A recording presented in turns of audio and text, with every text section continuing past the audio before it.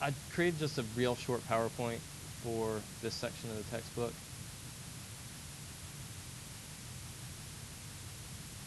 So for description, what does description do? It uses detail to give an overall impression. Oh, you can't see it. I'm sorry about that. Are you just going to let me keep going? Is that better? All right, so it uses detail to give an overall impression. When we're talking about descriptive writing, we're talking about using detail, right? If you're going to describe something, if you use more detail, it'll be a better description, right? Hopefully. If I ask you what kind of, tell me about the vehicle you drive, and you say, well, it's a car. That doesn't tell me very much, right? If you say it's a 1982 Honda Accord with a rusted out floorboard and spray painted flames on the side, like now I know what your car looks like, right? Now I'm getting an idea of what it is. So that's detail right there. All right, in a descriptive essay, the impression, remember, details give an overall impression of something, right? So if you're describing your 1982 Honda Accord with a rusted floorboard and spray painted flames on the side, there's some kind of impression there, right? Like it doesn't sound like the best car ever, right? So these details are leading me to this impression. So the impression is the opinion part of a thesis statement, right? Remember, a thesis statement is two parts. What and what? Subject and opinion, right? So the subject could be the 1982 Accord. The opinion could be it's a piece of crap, right? Because it has a rusted floorboard and spray paint on the side, right? Does that make sense? So the details create the impression. The impression is the opinion of the thesis statement. Okay, so if you're going to write a descriptive essay, there has to be a thesis statement, right? Thesis statement is subject plus opinion. And you create the opinion, you back up the opinion with details. Everybody following me so far? That makes sense? All right, it uses language that appeals to the senses. It's funny how people take notes when I do a PowerPoint. What is it about a PowerPoint that makes people want to take notes? Okay. Is it seeing the stuff up there too helps instead of just listening to me? Okay. I'll try and do this more often then because, typically when I'm just up here lecturing, people don't take notes. But maybe seeing it up on the screen makes it easier for you. But see, then if I make the PowerPoint available to the class, then people will stop taking notes. So maybe I'll just show the PowerPoint and not make it available to the class. That way you'll be forced to take notes. Sorry, I'm just trying to figure stuff out up here. I learn as I go. All right, so descriptive essays. They use language that appeal to the senses, right? The senses, there's more than one sense, right? So the 1982 Honda Accord with rusted floorboards and spray-painted flames on the side, I could do better because I'm only appealing to one sense, right? The sense of sight. I could say it also smells like oil and gasoline because the fuel pump's broken, and it smells like mildew because the floorboard's rusted out so water gets in and the floor mats are musty and mildewy and it stinks like an old locker room, right? So now I'm appealing to the sense of smell, right? So you're getting a better picture of what this car is, right? You're getting a better impression, overall impression of the vehicle. I could also say, in the winter time, you can almost taste the radiator fluid, coming through the vents that are, the vents are hitting you right in the face so you can taste the radiator fluid. It's kind of sweet. It's not that bad of a taste, right? No, not at all. No, I'm just making stuff up. See, sometimes that's the hardest part of my job is coming up with examples and stuff. So sometimes I think about them before class, but this one I'm just trying to fire off here.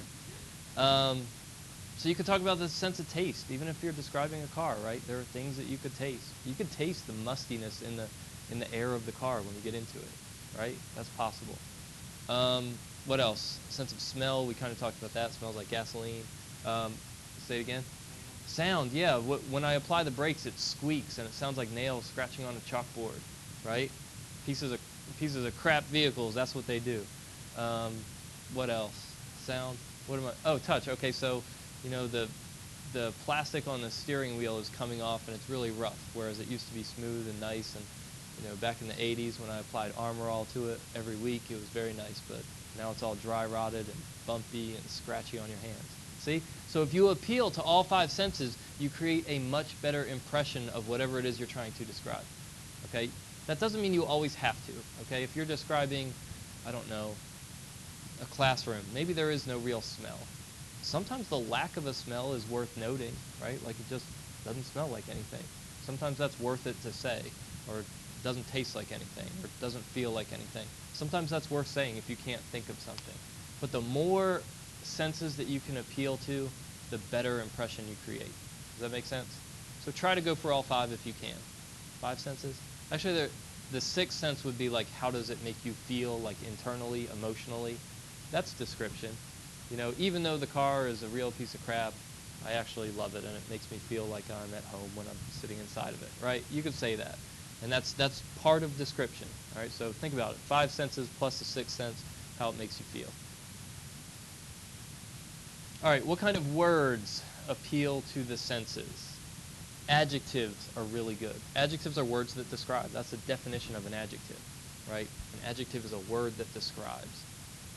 So instead of just, you know, the car, you could say the shiny blue car. There you go, adjectives. Instead of saying, you know, the brakes, you could say the squeaky brakes.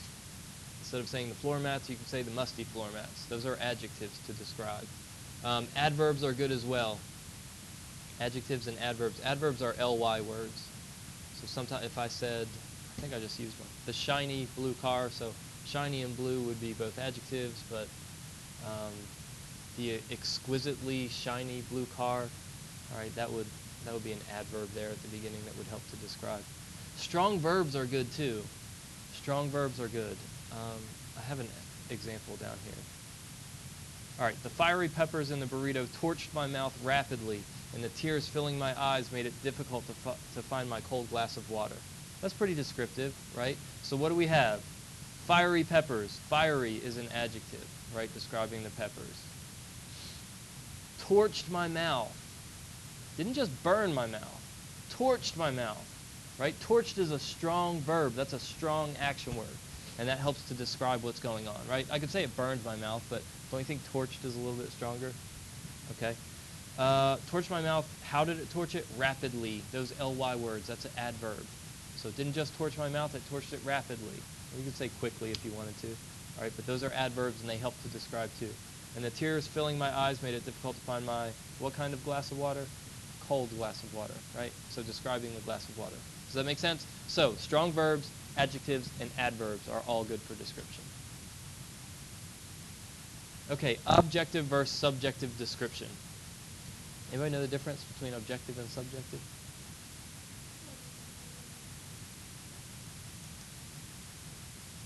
It has to do with opinion.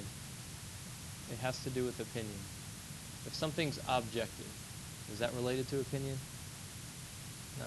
Subjective is. So here it is. Objective. No opinion or judgment involved.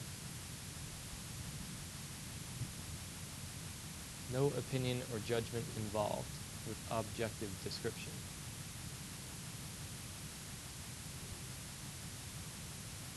So if you're asked to explain something objectively, the person does not want your opinion. All right, if you're asked to describe something objectively, the person does not want your opinion. It just describes the physical attributes of an object.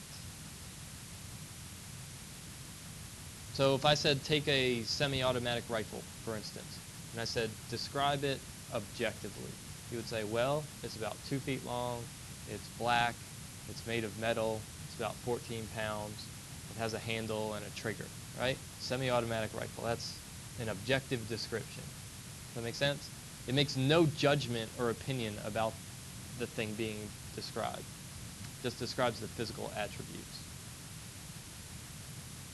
Okay, here's another example. Kittens. Kittens are the young offspring of cats. They can have short hair or long hair of varying colors. It makes no judgment or opinion about kittens. It just tells you what they are. Now, it's still description, right? Young, that's an adjective. Short, long, those are adjectives.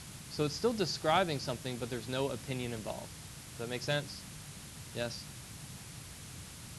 All right, subjective. It's subject to opinion. That's how you can remember what subjective is. And then with object, I said it just describes the physical attributes of an object. That's how it's objective. Does that make sense? So you're just looking at the object, whereas subjective, it's subject to to an opinion. So if I said, describe this semi-automatic rifle subjectively, you might say it's a terrible weapon of mass destruction, right?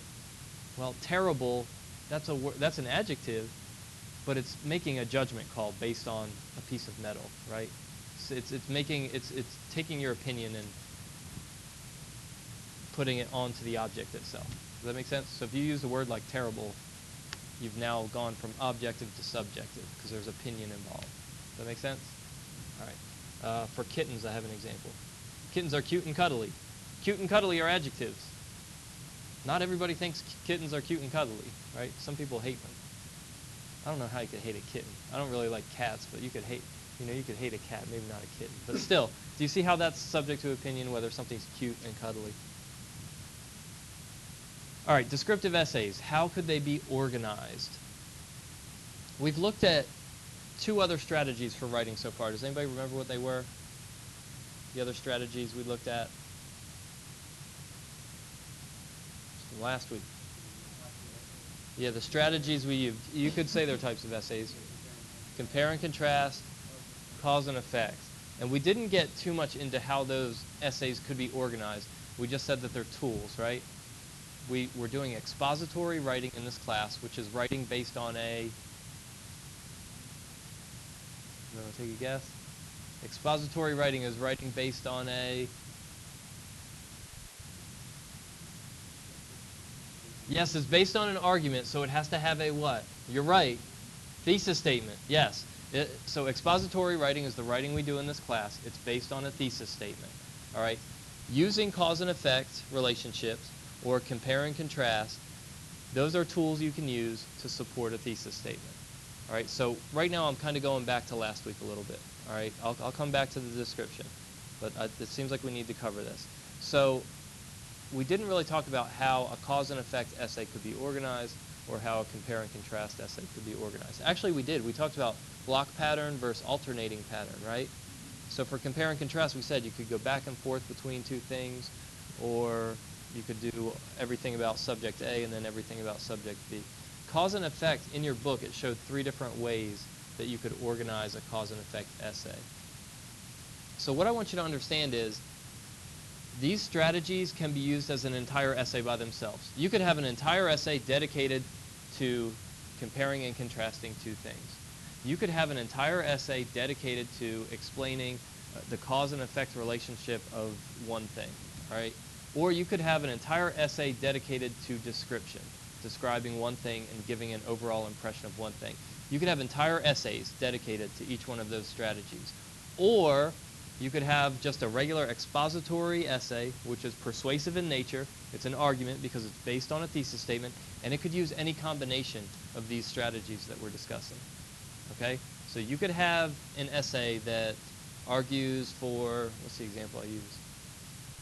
Argues for the best fast food restaurant in America. And you could use compare and contrast. And you could say, you know, Chick-fil-A is better than McDonald's because. And you could also use cause and effect and say, you know, when Chick-fil-A entered the fast food market, here's what happened, right? And you could talk about the effects. You could also use description and say, if you walk into a Chick-fil-A restaurant, you're going to see X, Y, and Z. You know, you're going to taste the delicious food. You know, you could describe all those things. So you can use all of these strategies in one basic expository / persuasive essay. Yes? You can do, oh, like how would you do it? Mm-hmm. That's a good question. So if you're going to use some comparison and contrast, like let's say you're writing this Chick-fil-A essay, and you're going to say Chick-fil-A is the best fast food restaurant. That's your thesis statement, right? Subject, Chick-fil-A, opinion is the best. And you just want to do one section about Chick-fil-A is better than McDonald's. You're going to compare and contrast the 2. Like you'll say McDonald's is the leading, you know, money maker in America. However, Chick-fil-A is better because A, B, and C. It's up to you at that point. Within your essay, you can do block pattern or alternating pattern. It's up to you, however it works best. All right, but if you're doing an entire essay that's just comparing and contrasting 2 things, then you really have to be careful and make sure you stick to one pattern.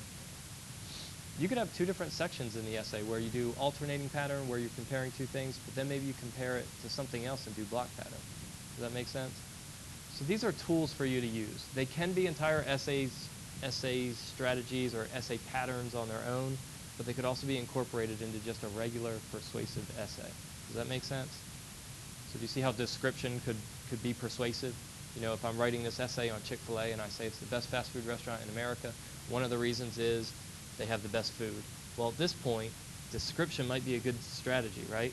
To say their waffle fries are always just salty enough, and their lemonade is always sour but has a sweet aftertaste, right? That description would help prove that they have the best food. You can describe how it tastes, right? Does that make sense? Okay. So taking just a descriptive essay, how could it be organized? There are three ways to organize expository essays. All right, that's the kind of writing you're doing in class, expository writing. A descriptive essay could be expository writing on its own.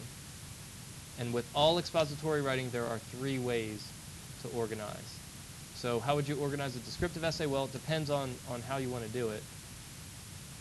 The most common way to organize a descriptive essay is probably spatial organization. Spatial organization. This is moving the reader through space, right? From inside to outside, from outside to inside, from top to bottom, from bottom to top, right? You're moving the reader around. Like, let's say I wanted you to write a descriptive essay about your home.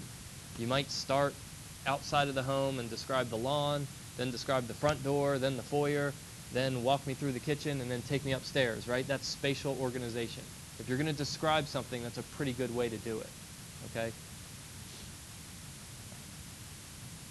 You could also do chronological order. So if I wanted to, I'll go back to my Chick-fil-A essay example. If I wanted to use chronological order for Chick-fil-A, arguing that it's the best fast food restaurant, I might say, the first thing you notice when you go to a Chick-fil-A restaurant is the parking lot. It's always very clean because they keep it nice and clean. Next, you may enter the restaurant and notice that the dining area is also clean. Then you may, approach the counter and find out that the people that work at Chick-fil-A are very friendly. Then you may get your food and find that your food tastes excellent, right? So I'm taking you step by step, like chronological order. It may end up being a spatial organization as well, but still I'm saying first, second, third, right? So even though I did move you from outside to inside, it's still in the order in which it happened. So you could do either way. All right, the last way that you can organize an essay, or the last most common way, is emphatic order. Emphatic order, and it has to deal with emphasis. What are you trying to emphasize? When you write your essay, your first essay, it's going to be a persuasive essay. And most of you will probably want to settle on emphatic order for organizing your thoughts and organizing your main points. Okay, so you're going to have a thesis statement. I don't know what your thesis statement is going to be, but maybe it's, Chick-fil-A is the best fast food restaurant in America. Emphatic order says you have a number of main points and you want to emphasize certain points over the others.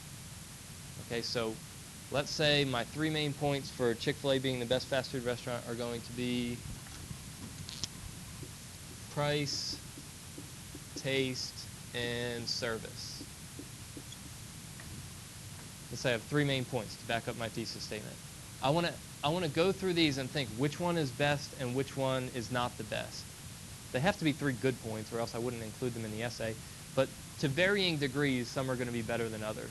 So I'll just say I think the best reason when we're talking about food, taste is the most important. So I'll say that's my number one reason. All right, the second thing, I'm going to say, service is really important to me, so I think that's the second most important reason. And finally, price is really important, but still I don't think it's as important as taste and service, so I would number that number 3. All right, so price is going to be my least important, right? Even though it's still a good reason, or I wouldn't include it, I'm going to say that's number 3. So, how do I organize them? That's the question. There are different ways to do it, but I'll give you at least one strategy you should stick to. All right, if this is the weakest point that I have, where do you think I should put it? Last? First? Oh my gosh, I have last, middle, and end. All right, let's go with this. Let's start with this. Taste. All right, this is my best point. Where should it go? At the end. Why do you say at the end? Okay?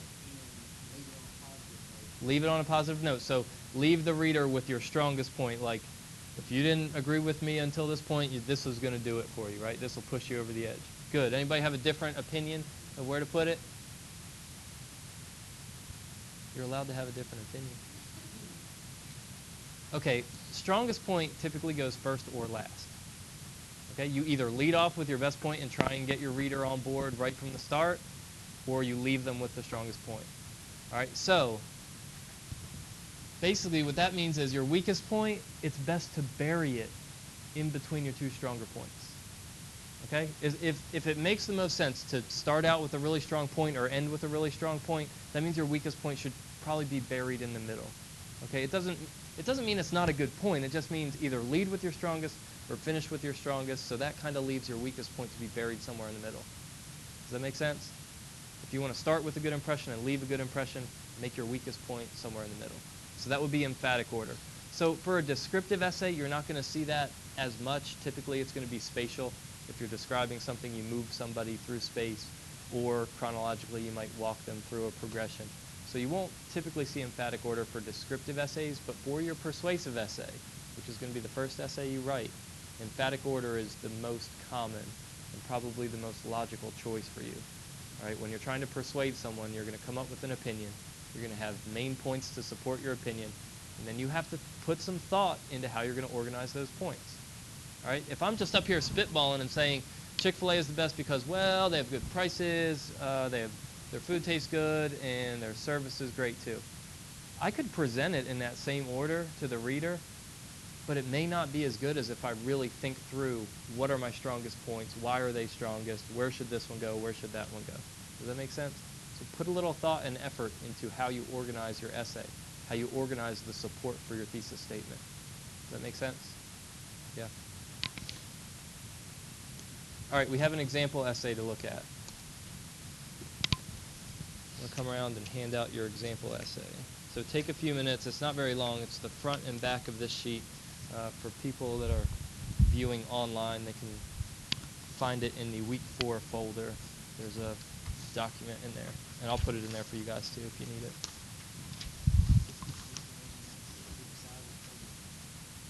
I don't think so. I don't think so. See, there's a way I can pause the recording and stop it, and that's what you need to remind me. I'll do that tonight.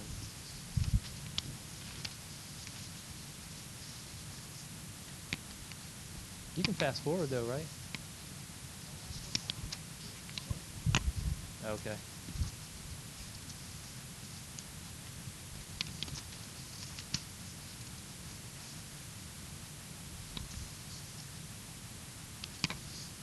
Take a couple minutes, read through this, think about what we talked about with description, and here's my question for you to answer. What is the thesis statement? What is the thesis statement? All right, so think about that as you're reading and as you finish up.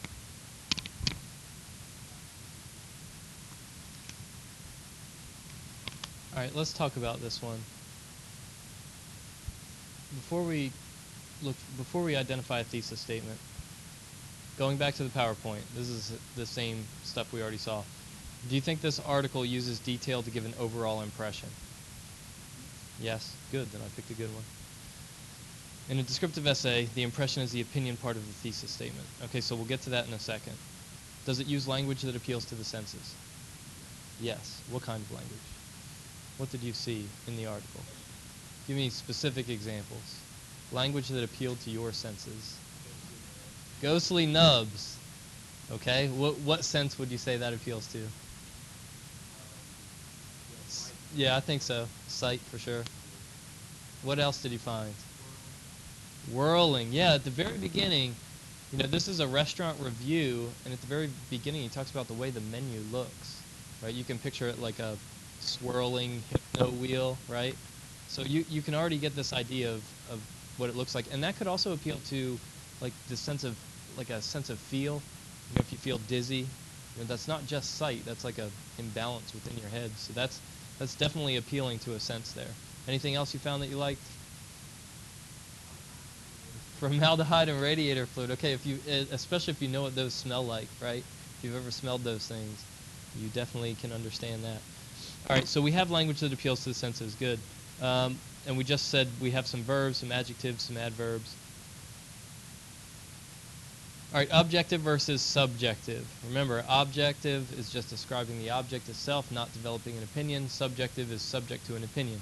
Would you say this is objective description or subjective? Absolutely subjective opinion. All right, and how is it organized? Spatially, chronologically, or emphatically? Emphatically? I would have to agree, I guess, not knowing the writer and not knowing what he was trying to emphasize, but it doesn't seem like it's spatially organized, right? He's not moving us from the front of the restaurant to his table to the bar. He is not chronological. Well, it seems like maybe chronological at the beginning, because he does talk about the menu, so you get the menu before you eat, and then what threw me off, I thought maybe he was going to start talking about the appetizers. So in paragraph 3, he talks about the almond joy cocktail, so maybe he had a cocktail before dinner. But then he says boulder of ice cream, so that would be dessert. So that's probably not chronological. What's that? Yeah, and then he goes back to the host. So it's not chronological. It's not going from his experience through time at this place. So spatial and chronological are out. So I guess we have to say it's emphatic, if it's anything. This is not the entire article. This is most of it. I cut some of it out. But it's tough to know if he's trying to emphasize things over the other. So the one critique I would have of this particular essay, and I don't know what place I'm in to critique this guy because he's a paid restaurant reviewer for the New York Times and he makes a lot of money doing this, but I don't know that the organization is that effective. But maybe the rest of it is so good that he didn't have to pay that much attention to the organization. I don't know. Yeah, I'm glad you pointed that out. So his rhetorical strategy for this essay, it's not one that I would recommend you try in an academic assignment. This is more of a creative type of writing, which he's allowed to do. He's a paid professional. It's not an academic piece. This was not for a class. This is not necessarily expository writing. It's a little bit different. But every single sentence was a question. Every single one. There's not a single statement in the entire essay, if we can call it an essay or article. Okay, so yeah, it was an interesting choice. I mean, I think it got his point across, right? Kind of sarcastically at times.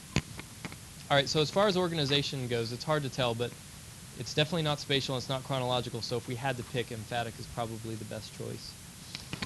So as we read through, we see in paragraph 2, he refers to sight when he talks about the hypno wheel. He talks about in paragraph 1, 2, 3, 4, 5, end of paragraph 5, he talks about something tasting like chewy air. And remember I said sometimes the lack of flavor or smell or color is sometimes worth noting. So in that case, if something tastes like chewy air, it doesn't really have a taste, but that's important when you're talking about food, because food is supposed to have a taste. So sometimes if you can't identify something and tie it to a sense, that's still important and still worth mentioning to the reader. I think my favorite description was on the back page, the nachos description. Why not bury those chips under a properly hot filling layer of melted cheese and jalapenos instead of dribbling them with thin needles of pepperoni and cold gray clots of ground turkey? I would not want to eat that now, right? Cold gray clots of turkey? That does not sound appetizing at all. So, you nodded your heads and said, yes, it gives an overall impression. What is the overall impression? He doesn't like it. Say it again. It's what sucks? The restaurant, right? Absolutely. You know who this guy is? Are you guys familiar with him? Just in case you're not.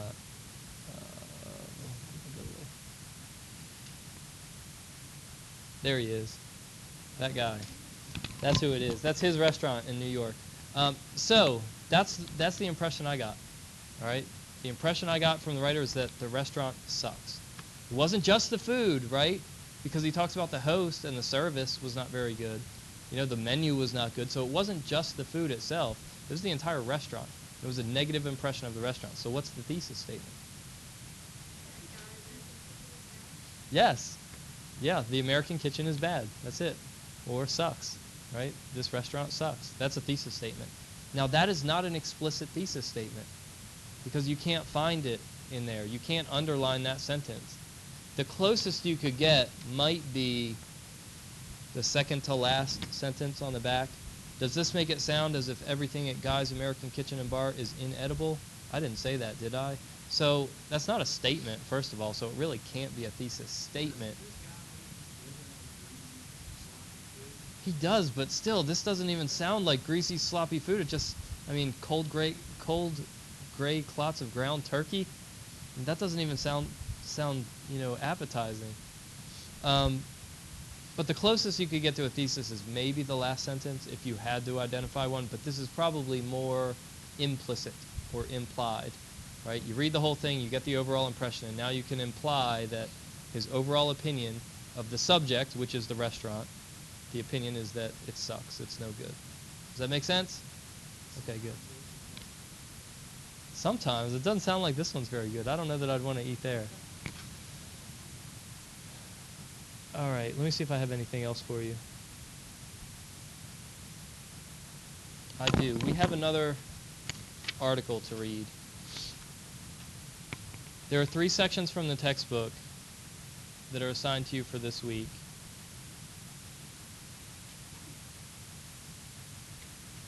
So we've covered describing or description pretty well. You still need to read the information in the textbook and be aware of that. Your quiz questions will come from both the example article and the textbook.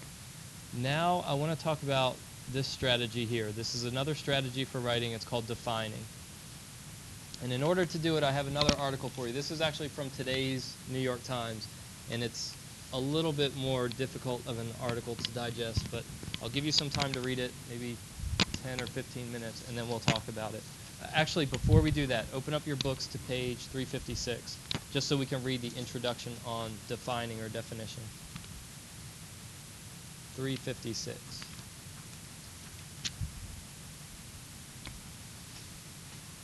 All right, 356 says, defining something says what it is and what it is not. A terrier, for example, is a kind of dog. A fox terrier is a small dog now generally kept as a pet, but once used by hunters to dig for foxes. Happiness is a jelly donut, at least according to Homer Simpson. All of those are definitions. As writers, we need to define any terms our readers may not know, and sometimes you'll want to stipulate your own definition of a word in order to set the terms of an argument, as Homer Simpson does with a definition that's not found in any dictionary. This chapter details strategies for using definitions in your writing to suit your own rhetorical situations. So typically, this is more of a strategy that is not used in isolation. It is not used for an entire essay. Typically, an entire essay won't be a definition essay. It's just usually part of an essay where a certain word or a certain term needs to be defined in order for the writer to make his case or her case to the reader. Does that make sense? All right, so knowing that, I want you to read this article, and the question I have for you to answer is going to be, what is being defined? So where did the writer of this article use the strategy of definition?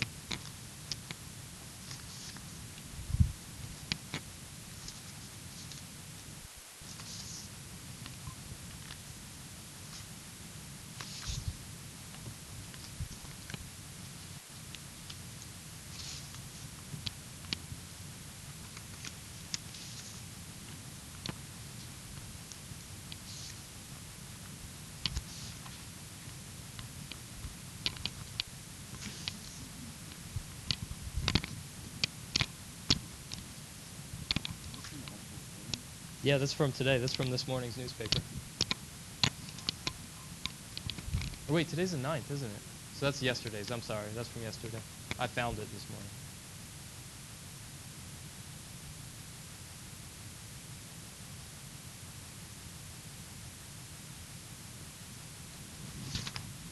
Let's go ahead and talk about this, and let's start with the question, where does the author use this strategy of definition? Give me a paragraph number or the term that is defined. Isolationism.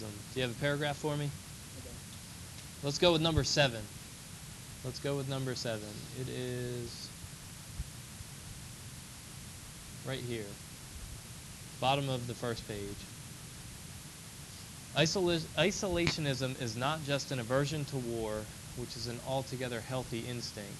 It is a broader reluctance to engage, to assert responsibility, to commit. Isolationism tends to be pessimistic. We will get it wrong, we will make it worse, and amoral. It is none of our business unless it threatens us directly. And inward-looking. Foreign aid is a waste of money, better spent at home.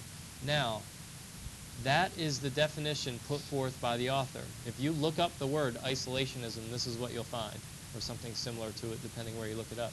Isolationism, a policy of national isolation by abstination from alliances and other international political and economic relations. So abstination is to abstain, right? To keep from doing something. So a policy of national isolation, so to isolate, to seclude, to remove yourself from other things. First of all, this is not a good definition because a good definition wouldn't use a similar word in the definition, right? You shouldn't define a word with the word. So anyway, this is what we have though. So when you abstain from making alliances with other countries, when you abstain from doing any kind of political activities or economic activities with other countries, that's what the definition, the dictionary definition of isolationism is. The writer goes way further than that. The writer gives his definition. He defines it on his terms. And here's a question for you. Is the writer's definition of isolationism objective or subjective? And why do you think so? Subjective? What makes you think that? Because I would say this definition right here is probably pretty objective. It doesn't seem like there's a whole lot of opinion in there. Right? It's just saying, here's what it is. It's when a country doesn't do business with other countries, doesn't make alliances with other countries, just keeps to themselves. His definition goes way further than that, right? Way further than the dictionary definition. So if you look at his, he says that it's pessimistic. It's pessimistic, right? To be pessimistic, the opposite of optimistic, right? Negative thinking. That seems like a judgment call on his part of this idea, right? Why is a policy that a country has and just says, well, we don't make alliances with other countries, and we just don't do business with other countries. Why does that have to be optimistic or pessimistic, right? It seems like a pretty objective thing. Like that's either what they do or it's what they don't, right? He's tying it to this feeling, though, this emotion, which is fine. He can do that. It's his paper, right? He can define it any way he wants to.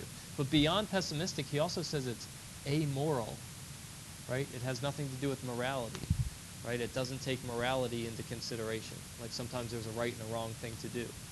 Like for the United States, is it the right thing for them to bomb Syria, or is it the wrong thing to do? And he's saying isolationists don't even consider that. You know, they're amoral, which is kind of a negative thing to say.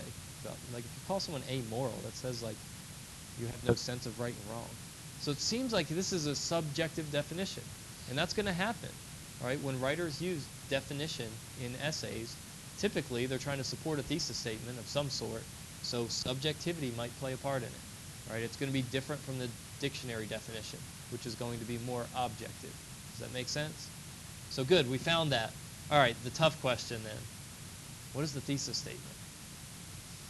I'll tell you what, I'll give you half the thesis statement. As simple as I can put it, because we could actually come up with multiple thesis statements for this and all be somewhat correct because there's a whole lot to this article. But if we really boiled it down as simply as we could, the subject of the thesis statement would be isolationism. So you only have to give me the other half. What? Okay, isolationism unless provoked. Okay, what is the writer's opinion of this idea of isolationism?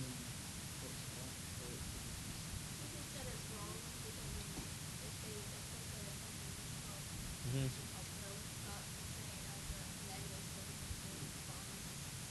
Mm-hmm. Okay, go ahead. I think his opinion is basically he uses the defining paragraph to talk about it's objective because he's listing all the reasons for why it's more like this and that point. And then he's saying he really just wants everyone to include Congress, which is all to everyone reading the Americans that can open up and instead of making an opinion and choosing a side to figure out what's going on. Yeah, absolutely. And that's what he says at the end. He says at the end, he just hopes people listen instead of sticking to this idea of isolationism. Right? So he's saying there's this strong sense of isolationism in the country right now for many different reasons. Okay, one reason is the country's been at war with Iraq, or not with Iraq, but in Iraq and in Afghanistan for a long time, and a lot of people are sick of it, so they're like, hey, we don't want to get involved.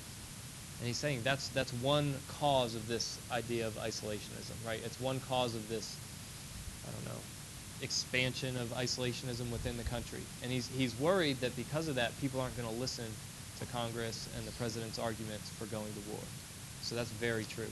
I think if we really had to boil it down, isolationism is problematic, or isolationism is wrong, or isolationism is going to keep America from potentially doing the right thing. Those are all possible thesis statements for this article. Does that make sense? So it's a very complex article, but it's from the New York Times. It's not from an academic journal or something like that. This is from a newspaper published yesterday that many Americans read, and this is someone that's trying to shape opinion.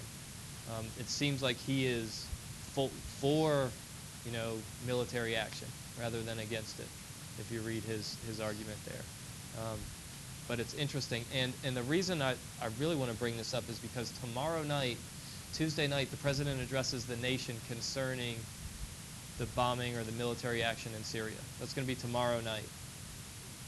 This is not a political science class. However, this is composition and what? Rhetoric. Rhetoric is the art of using language. All right, the president is not going to step up there and just start spitballing and going off the cuff telling people what he thinks and why the United States should take military action in Syria. What he delivers tomorrow night is going to be thought out, organized, written, composed before it's delivered to the nation. Okay, so this is an example of writing, and it's a very good example of persuasive writing tomorrow night, whatever he says. And you don't have to watch it. You could maybe read an article the next day that just tells you the highlights. But he's going to make a case, and he's going to try to persuade the American people that what we should do is send missiles over to a foreign country and blow some stuff up. Right now, he doesn't have the support he needs to get that done.